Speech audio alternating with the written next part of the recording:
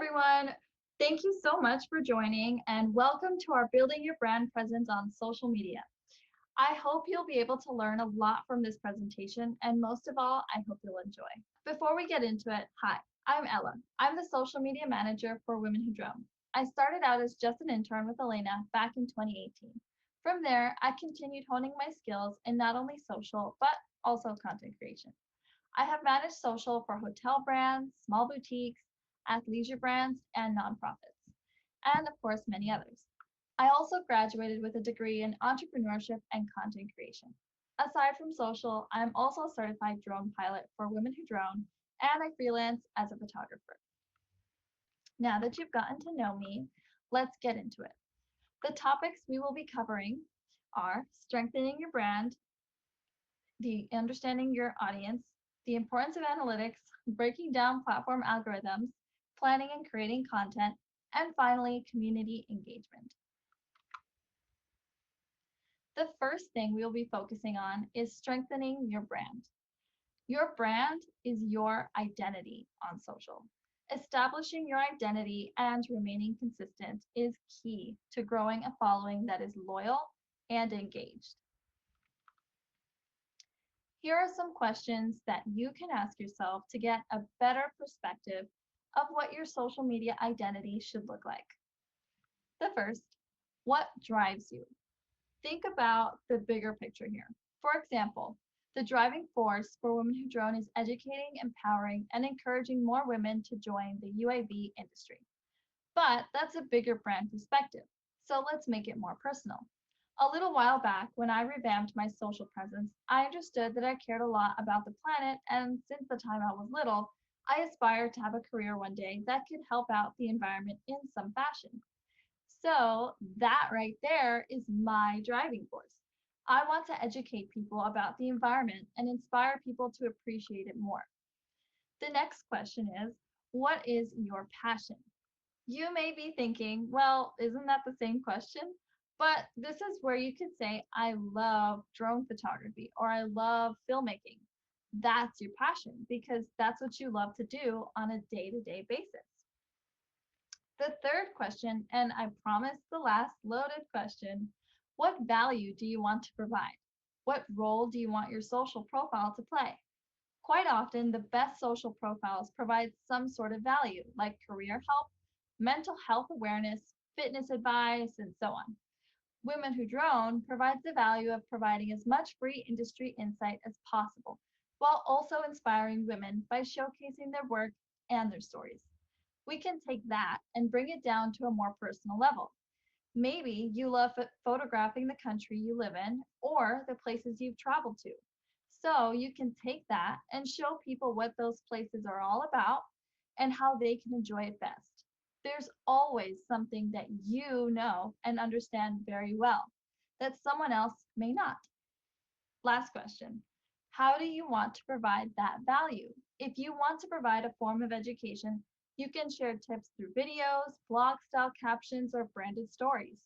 This is where you can decide if you want to rely on video the most, photos, blogs, or maybe a combination of different media forms.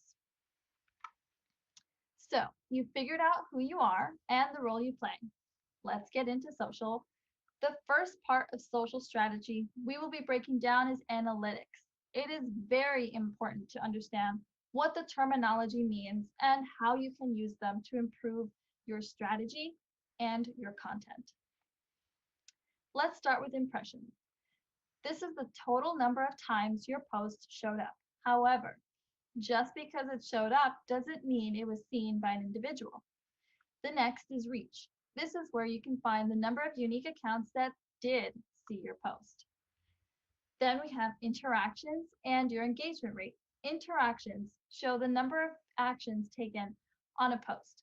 This includes likes, saves, shares, and comments. So if you can't find this in your platform's analytics, you can actually just add those up yourself. To find your engagement rate, the formula is your total number of interactions divided by the number of followers. You want to aim for an engagement rate of at least 3%. As your following grows, your engagement rate will start to diminish. But the industry average for a good engagement rate is 3 to 6%. A profile with a smaller following may see engagement rates at 10% or even higher. With your engagement rate, you can figure out how well a month's strategy went, and you can also calculate the engagement rate per post to see how well it did and if you need to pivot on strategy. The last piece of analytics to check often is your follower hours and days. This is important because it lets you know when your followers are active so that you can post at that time. It's good to check once every 2 weeks if you have under 500 followers and once a month after that. I'm going to briefly explain the difference between organic versus paid reach because it is important to understand the kind of results that each one will give you. Organic reach is unpaid, meaning you are posting content without using a budget to boost or increase engagement. In this scenario, you are allowing your content to be at the mercy of the platform's algorithm. Paid reach is any piece of content that is supported with a budget to help push engagement metrics further up. The algorithm ranks. However, do remember that if you back a piece of content with money, but the content you put out isn't great or properly targeted with hashtags, you will not receive good results.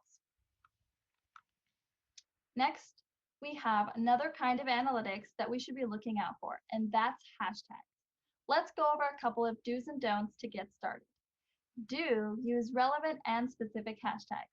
You want your content to be seen by the right people for your community to flourish. To do that, you should use hashtags that are relevant to the post and profile. For example, Women Who Drone uses lots of aerial hashtags because that's the content we post. Don't use random hashtags. I see this a lot on TikTok, where you see a trending hashtag like hashtag Target Halloween, which was recently trending. You'll be wasting a hashtag spot on a wildcard hashtag because you can't control who is seeing that content. But hashtag from where I drone ensures you will. Do mix broad with niche hashtags. Essentially, what this means is creating a balance of very targeted hashtags and generally targeted hashtags. An example of this is having hashtag from where I drone as a broad hashtag because it is still targeted at the drone industry. Then pair it with hashtag it's more fun in the Philippines or hashtag women who drone to specifically target women or countries. Don't use overly generic hashtags. A great way to know if a hashtag is overly used or generic is by looking at how many people are using it. If a hashtag has been used more than 1 million times, that is too generic and you might not rank. So a hashtag like photography, which has 825.5 million posts, will definitely be hard to rank. A good rule of thumb is 10,000 to 500,000 for the best chance to rank. Then you can sprinkle ones with 500K to 1 million in case you do. All in all, you should be experimenting with your hashtags by using them for a little while and seeing how your content does. Then switch hashtags and repeat the process. That is called hashtag analysis. You can simplify this process by using apps like FlickTech, which is shown here on the right. You can search any hashtag you want and it will populate a list of similar hashtags along with a competition score, potential reach, daily average post count, average likes per post, and total posts. Ideally, you would want a lower competition score with a potential reach at the middle or higher, and the total post number to be in those brackets that I had mentioned before. But you don't need to use this app. It's just something I use that I found to be helpful.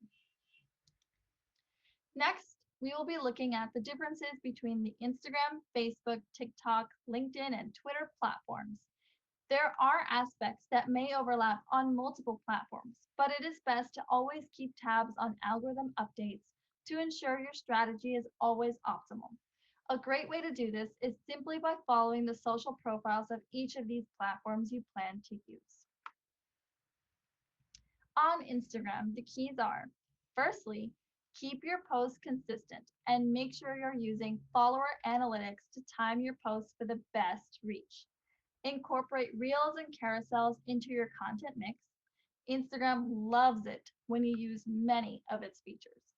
Reels is definitely one to strive for because Instagram is pushing to become more of a video-based platform. Remember that engaging with your audience is just as important as anything else you do. You need to connect with them and make them feel heard and appreciated. You can do this by replying to comments, replying to DMs as much as you can, and also by going through hashtag feeds to comment on other people's posts.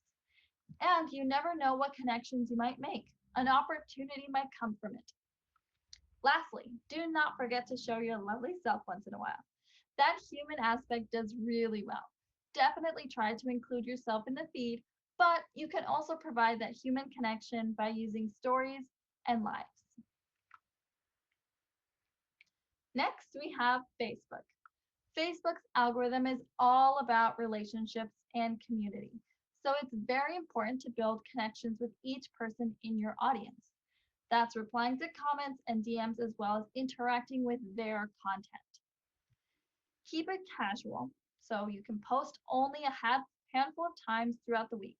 When you do post, try to include media like videos because the algorithm likes that a lot, or use photos to help boost your post more than a standalone text would. Be wary of links that lead people outside of Facebook.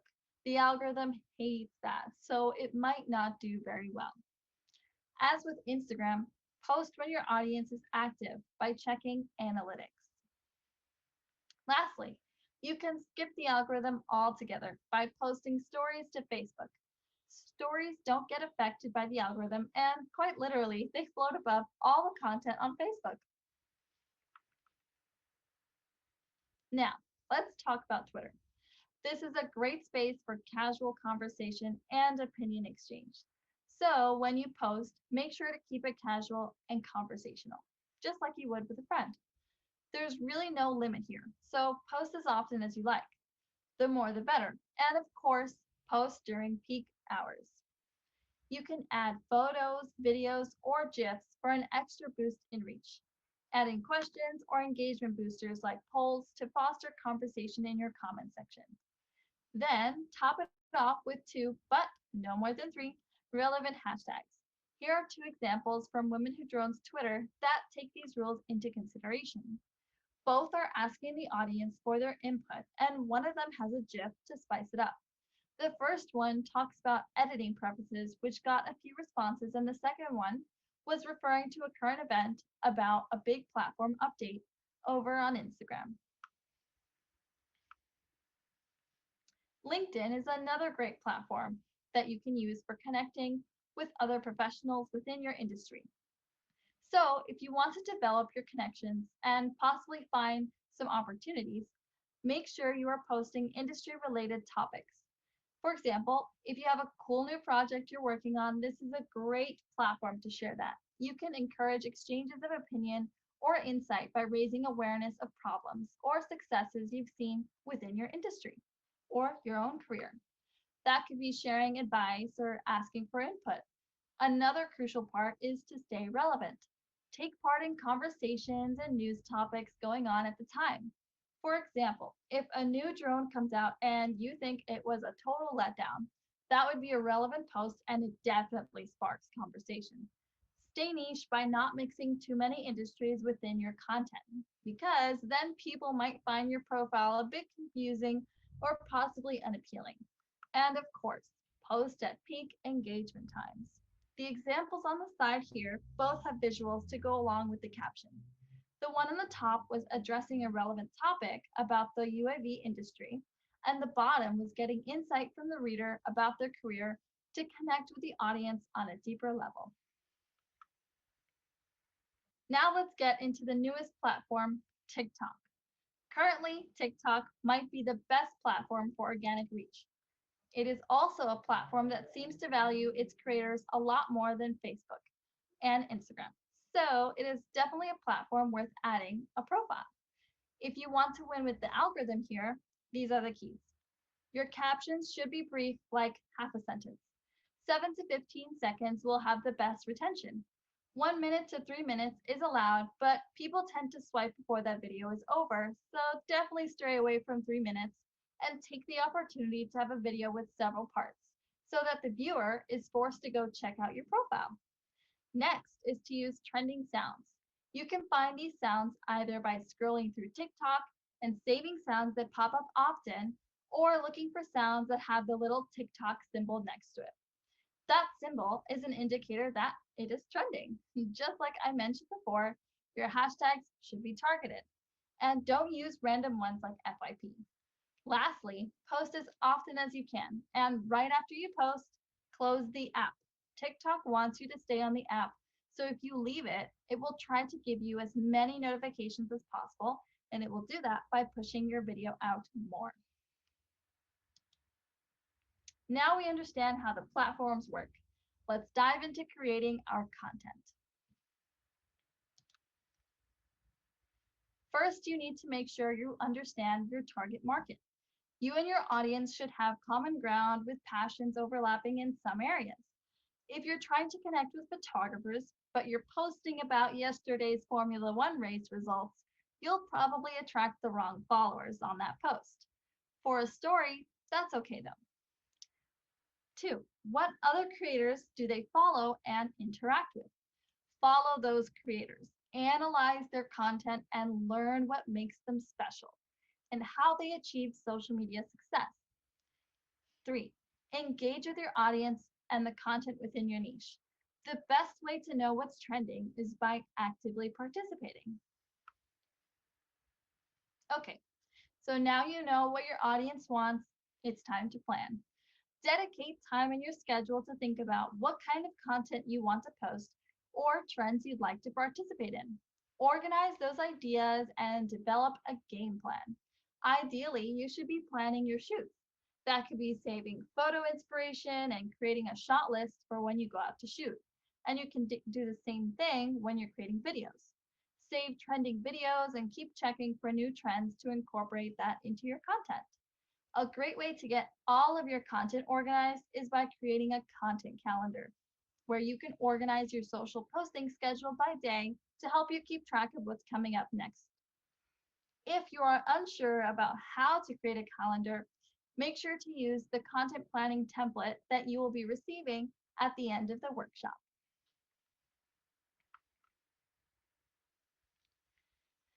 Once you know what content you would like to post, you have 3 options for posting.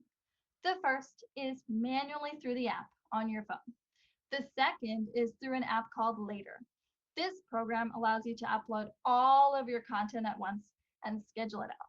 Most of the content can be scheduled to post automatically without you having to do anything. But you can also schedule content like stories and TikToks where it will send you a notification that you can click on, and the content with the caption will be downloaded to your phone for easy posting on the app.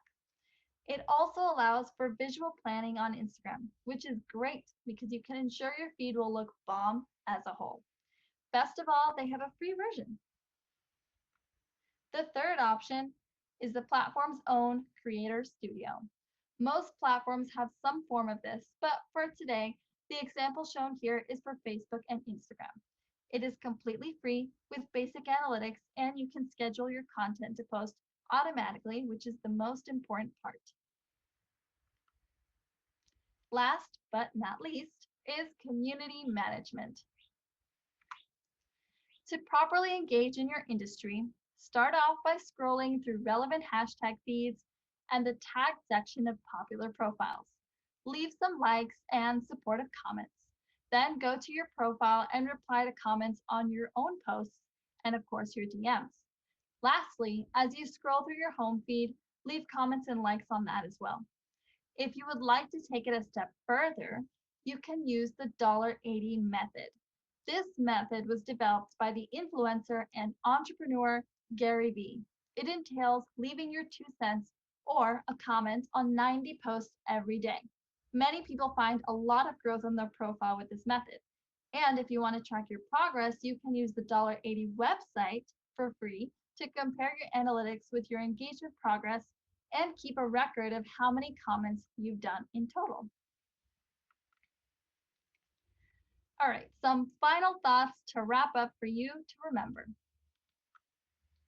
The first is to be consistent with your posts. If you can only post once a week and can only handle 2 platforms, then do just that. Focus on getting the hang of 1 or 2 platforms before you overwhelm yourself with several. You'll need to figure out what profiles are most important for you when doing that. Make sure you are posting at ideal posting times and rely on your analytics to guide your strategy and analyze content performance. Lastly, as I have said many times already, engage with your audience. Don't forget to join our Facebook group to connect with more women in the industry, where you can not only meet those women, but you can learn from them and they'll help you. It's very supportive and super helpful. If you would like some extra one-on-one help with your social, I would love to meet with you and advise you to help you to take your social profiles to new heights. We will be sharing the link with you in the chat and in our follow-up email. Thank you all so much for joining this online workshop, and I will be sticking around to answer your questions.